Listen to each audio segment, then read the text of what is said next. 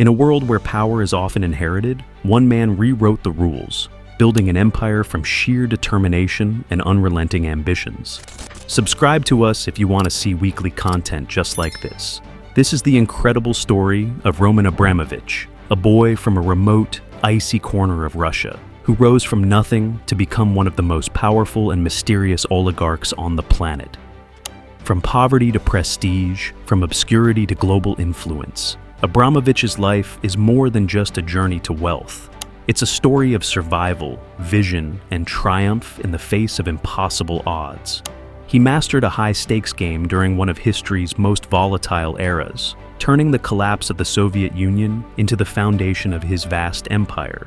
This is the untold saga of Roman Abramovich, the orphan who became a titan of oil, steel, and sports. A man who climbed from the frozen outskirts of Soviet Russia to redefine what it means to wield power in the modern world.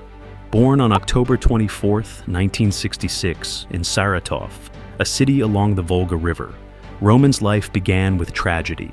Before he turned 1, his mother Irina passed away from complications following a failed abortion. Not long after, his father Arkady died in a construction accident, leaving Roman an orphan at just 4 years old. Raised by relatives in the harsh, remote town of Ukhta in the Komi Republic, Roman grew up in a world defined by scarcity and resilience. The bitter cold and economic struggles of Soviet life shaped his early years, igniting a fire to overcome whatever obstacles came his way. As the Soviet Union began to crumble in the 1980s, Abramovich set his sights on a future beyond Ukhta. Enrolling briefly at the Moscow State Auto Transport Institute, he quickly realized that academic life wouldn't lead to the success he envisioned. Dropping out, he ventured into business, taking his first steps in the chaotic, cutthroat markets of a collapsing empire. His initial ventures were humble, selling plastic toys, perfumes, and everyday goods. But these small businesses became his classroom, teaching him the fundamentals of supply, demand, and survival in an unpredictable market. He didn't just adapt, he thrived, navigating a world where corruption and risk were the price of success. The true turning point came in the 1990s when Russia began privatizing its state-owned industries. While others hesitated, Abramovich seized the moment. Teaming up with influential figures like Boris Berezovsky, he acquired Sibneft, one of Russia's largest oil companies, for a fraction of its value. That deal alone launched him into the ranks of Russia's oligarchs, giving him both power and fortune. His empire didn't stop at oil. Abramovich entered the fiercely competitive aluminum industry, partnering with Oleg Deripaska to create Rusal, one of the world's largest aluminum producers. Strategic deals and well-timed exits, including a $13 billion sale of Sibneft to Gazprom in 2005, solidified his position as one of the wealthiest men on the planet. Yet, for many in the West, Abramovich became a household name not through industry, but through football.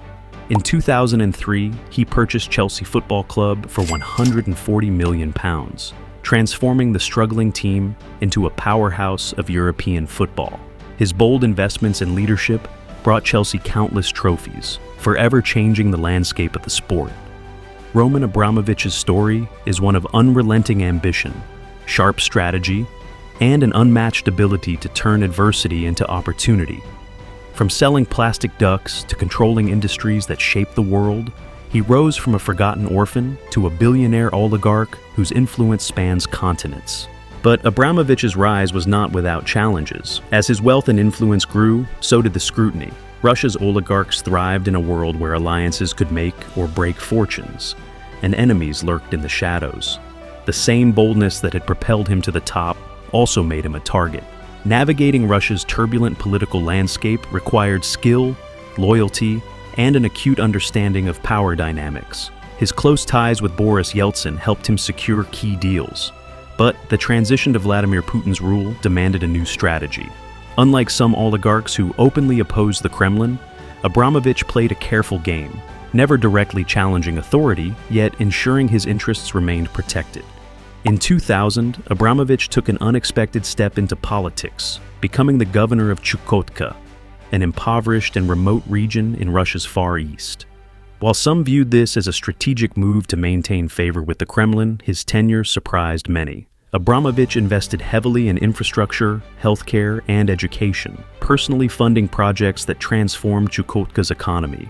He remained governor until 2008, leaving behind a legacy of modernization and development rarely seen in such isolated areas. Yet, as his fortune and power grew, so did the pressure. The 2010s brought increased tensions between Russia and the West, with oligarchs like Abramovich finding themselves caught in geopolitical conflicts. In 2018, the UK delayed renewing his visa amid heightened scrutiny following the Skripal poisoning case, leading him to take Israeli citizenship.